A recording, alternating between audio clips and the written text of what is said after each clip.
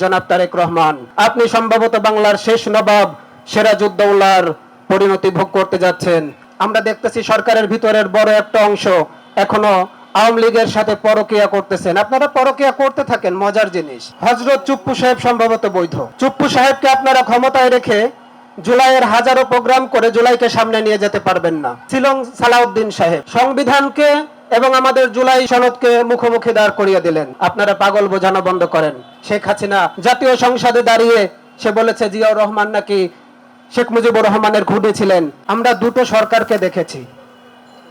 একটা সরকারকে দেখেছি ছিল একেবারে কানা। দ্বিতীয় সরকারকে দেখতে পাচ্ছি তারা একেবারে চোখেই দেখে না। প্রথম সরকার লন্ডনে গিয়ে মাজারি ও কায়দায় সেজদা দিয়ে আসলেন, আমরা শুনেছি। এবং দ্বিতীয় সরকারে যারা উপদেষ্টা এখানে শপথ নিলেন, হযরত চুপ যিনি হিসেবে দায়িত্বে আছেন, ওনার কাছে একদম সেজদা দিয়ে ওনাদের কাছে কেন যেন মনে হলো শেখ হাসিনা বৈধ হলেও হযরত চুপ্পু সাহেব সম্ভবত বৈধ।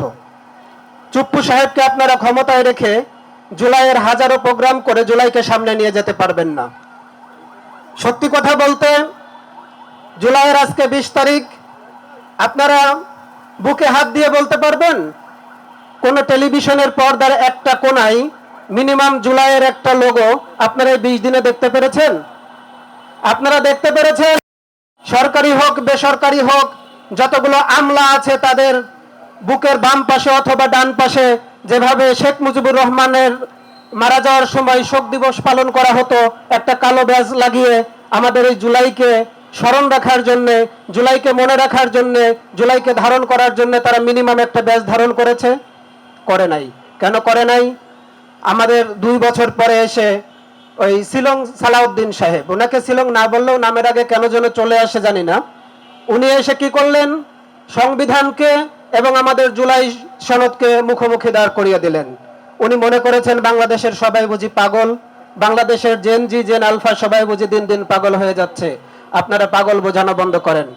আপনারা বলেন তো, একদম বুকে হাত দিয়ে সত্যি করে বলেন, বাংলাদেশের স্বাধীনতার ঘোষণা কে দিয়েছিলেন?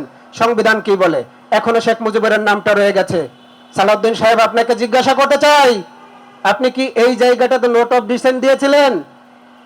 আরে শহীদ প্রেসিডেন্ট জিয়াউর রহমান রেডিওতে ঘোষণা দেওয়ার পরেও আওয়ামী লীগ বারবার বলেছে উনি ঘোষণা, স্বাধীনতার ঘোষণা দেন নাই, উনি তো পাঠ করেছেন। শেখ মুজিবুর রহমান স্বাধীনতার ভাষণ দিয়েছেন, উনি কখনো স্বাধীনতার ঘোষণা দিতে পারেন না।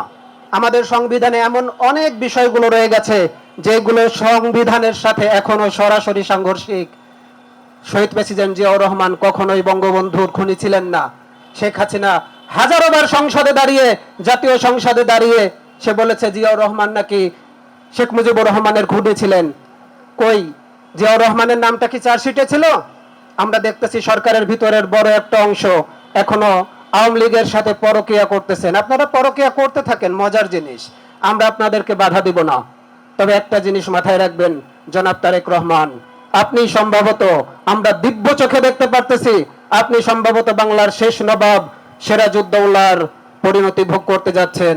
সেদিন বাঙালিরা জানতো যে আমাদের শেষ নবাবকে যদি ধ্বংস করে দেয় আমাদের উপর 200 বছরের ইংরেজদের শাসন প্রতিষ্ঠা হবে।